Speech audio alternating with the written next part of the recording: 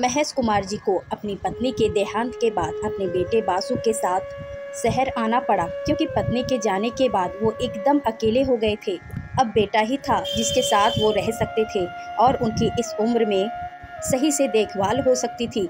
उनके बेटे ने शहर आकर महेश जी को उनका कमरा और बालकनी दिखाई और कहा, पापा आप कुछ समय यहाँ बालकनी में सुकून के साथ बैठ सकते हैं, अखबार पढ़ सकते हैं, आपका मन लगा रहेगा। और देखो पापा, मन तो आपका लगाना ही पड़ेगा। महेश जी भी अपना मन लगाने की पूरी कोशिश करते, लेकिन बुढ़ापे का एकांतपन उन्हें खाया जाता था। आसपास कोई बोलने वाला नहीं था। बेटा बहू अपने काम में लगे रहते, उनकी किसी खास काम के लिए उनके पास वक्त नहीं होता। हालांकि उनकी खाने पीने की तो समुचित व्यवस्था थी, लेकिन बुढ़ापे के पक्ष में खाने पीने से ज़्यादा स्नेह और प्रेम की खाद की ज़रूरत होती है।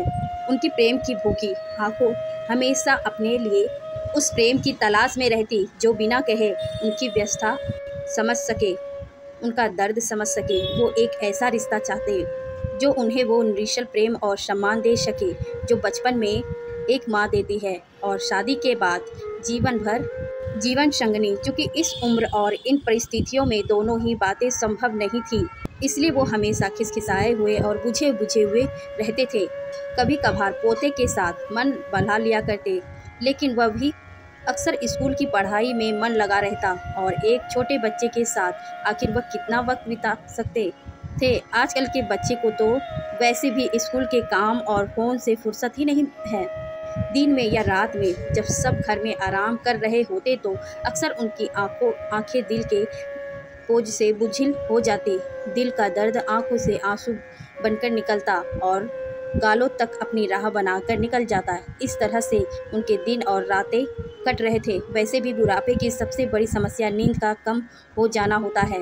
उनकी बालकनी के सामने वाले फ्लैट में भी शायद कोई नहीं रहता था, क्योंकि अक्सर वो बंद ही रहती। कुछ समय के बाद उनके सामने वाली बालकनी में कोई रहने आ गया। उसमें एक सभ्य व सर्वभ्रात महिलाएं दिखाई दी, जो लगभग उन्हीं की उम्र की थी।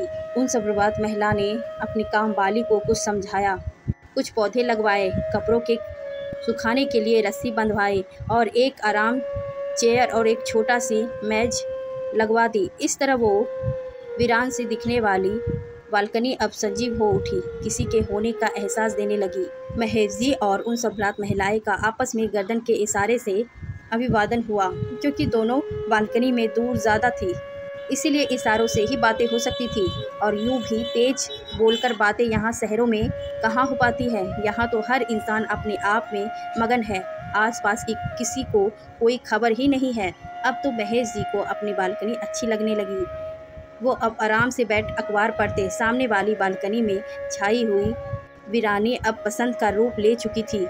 तुलसी का पौधा उनकी ईश्वर के प्रति आस्था का दार्शता का मनी प्लांट की वेल, वो छोटे फूलों के पौधे जिंदगी की सजीवता को दिखाते। वैसे भी स्त्रियां को ईश्वर का वरदान प्राप्त है कि वो चाहे जहां घर बसा सकती हैं, उसे स्वर्ग का द्वार बना सकती हैं, वसंत ला सकती हैं, वीरानिया को बदलकर विराग्य खिला सकती हैं। स्त्रियां घर के आसपास एक सकारात्मक ऊर्जा का निर्माण करती हैं। वहाँ सौभाग्य महिला जब कभी पौधे को पानी देते समय भजन गुनगुनाती तो उसकी आवाज़ तो महेश जी तक नहीं आती, लेकिन उस भजन का एहसास उन्हें कुछ भीतर तक होता। धीरे धीरे वो अपना एकाकीपन भूलने लगे। रातों को भी उन्हें अब थोड़ी चैन की नींद आने लगी, क्योंकि उन्हें एहसास होता कि कोई है जो सुबह उन्हें मिलेगा, किसी से अभिवादन होगा और एक खुशनामा सुबह उनका भी इंतजार कर रही है। बस इस तरह उन दोनों का रोज आंखों से व गर्दन के इशारे से आपस में अभिवादन होने लगा। सवाल कभी ना होता। महेश जी अब फिर से जिंदगी को जीने लगे थे। वो उन महिला को कभी वहाँ सब्जी साफ करते देखती, तो कभी पौधे में पानी देते हुए देखते, कभी अचार सुखाते तो कभी स्वेटर बुनते। दोनों का आपस में कभी संवाद नहीं होता, बस एक एहसास होता कि उनके आसपास भी कोई है। उन महिला की एक प्यारी सी पोती भी थी, जिससे वो कभी कभी इशारों में ही महेश जी को नमस्ते करवाती, जिससे उन्हें और अपनापन महसूस होता। इस बार बस इस तरह दोनों में एक प्यार सा अनकहा रिश्ता बन गया। यूं ही धीरे धीरे 2 वर्ष गुजर गए। एक दिन महेश जी ने देखा कि उन महिलाएं ने ना ही उस दिन दीप जलाया, ना ही पौधे में पानी दिया, बस आकर आराम कुर्सी पर ऐसे ही बैठ गई। महेश जी को लगा शायद तबीयत खराब है। उन्होंने इशारे से पूछा, क्या हुआ? उन्होंने इशारे से जवाब दिया, सब ठीक है, लेकिन 2-4 दिन में उन महिलाओं का बालकनी में आना भी कम होता गया। कुछ दिन पश्चात अब कई दिनों से वो महिला महेश जी को दिखाई नहीं दे रही थी। उन्हें लगा शायद कहीं बाहर गई होगी, लेकिन जब कई दिनों हुए वो नहीं दिखाई दी और उनके लाए पौधे सूखने लगे, उनकी लगाई मनी प्लांट की बेल सूखने लगी, तो वो चिंतित हो उठे। उनका मन बेचैन हो उठा, लेकिन पूछे तो किससे पूछे? महेश जी को बहुत चिंता हुई। उनका अब मन किसी भी काम में नहीं लगता। फिर एक दिन वही काम बालकनी में दिखाई दी जो पहले दिन उन महिलाएं के साथ आई थी। वह आई और बालकनी की सफाई करने लगी। महेश जी को रहा नहीं गया, तो उन्होंने इशारों से पूछा कि वो कहाँ है। उसने भी इशारों से हाथ ऊपर करके जवाब दिया कि वो अब नहीं रही। महेश जी का दिल धक से रह गया। उन्होंने उस अकेली पड़ी आराम कुर्सी की तरह देखा और फिर एक बार वो अपने आप को अकेला महसूस करने लगे। उनका वो प्यारा सा अनकहा रिश्ता अनकहा ही रह गया।